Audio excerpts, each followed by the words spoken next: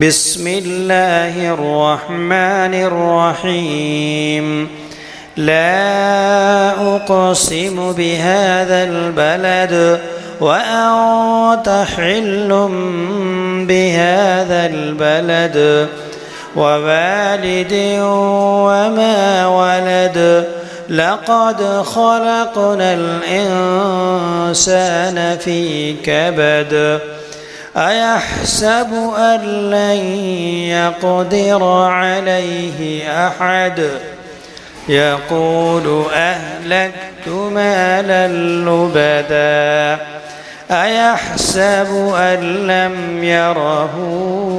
أحد ألم نجعل له عينين ولسانا وشفتين وهديناه النجدين فلاقتحم العقبة وما أدراك ما العقبة فك رقبة أو إطعام